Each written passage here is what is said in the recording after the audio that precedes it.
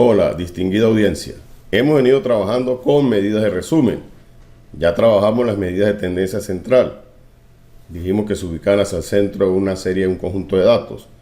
Ahora miremos las medidas estadísticas de posición.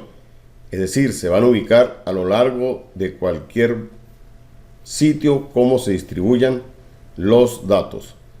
De hecho, estas medidas de posición, si están en el centro, pues van a contener también las medidas de tendencia central. Partamos con el ejemplo que venimos trabajando. Tenemos acá una serie de sujetos con alguna variable, en este caso tenemos el semestre que cursan.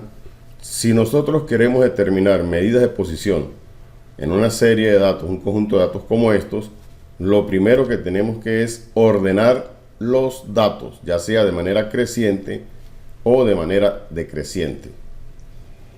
En este caso lo estamos ordenando de manera creciente desde el menor semestre que se está cursando hasta el máximo semestre que se está cursando.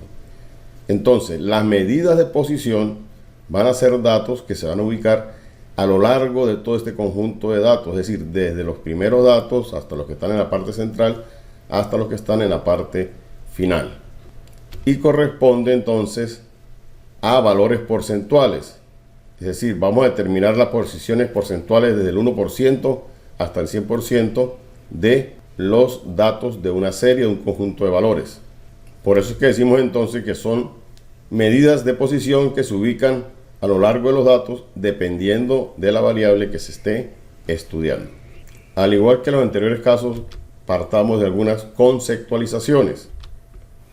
Van a ser entonces datos puntuales de una variable que se está estudiando. Y como se los dije, van a estar ubicados a lo largo de una distribución de datos que previamente han sido ordenados jerárquicamente, es decir, de menor a mayor o de mayor a menor. También se puede considerar como cifras que dividen en n partes, 2, 3, 4, 5, 10, 30, 50, 60, 70 partes iguales a un conjunto de datos ordenados, se puede llegar hasta 100 partes. También se puede considerar como esas cantidades que dividen en partes porcentualmente iguales a un conjunto o una serie de datos, y repito, que estén previamente ordenados en una distribución de datos.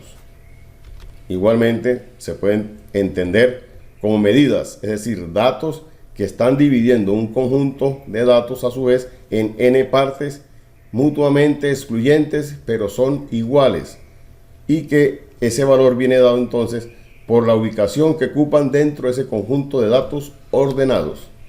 Veamos entonces cuáles son las principales medidas de posición o las que más se usan. Tenemos en primer lugar los cuartiles, que se denota con la letra Q mayúscula. Los cuartiles van a ser puntos o datos que van a dividir a un conjunto de datos, a una serie de datos, en 4 partes iguales. Por su parte, los deciles, que se denotan con la letra mayúscula D, son puntos, son valores, son datos que van a dividir a un conjunto de datos en 10 partes iguales. Y los percentiles, que se denota con la letra PC, son puntos, datos que van a dividir a un conjunto de datos, a una distribución, en 100 partes iguales. Estas son las principales medidas. También en general se le pueden llamar a estas medidas de posición como cuantiles, dependiendo del número de partes en que dividan a un conjunto de datos a los cuales pertenecen. Más adelante trabajaremos en profundidad cada una de estas medidas. Continuaremos entonces. Muchas gracias por su atención.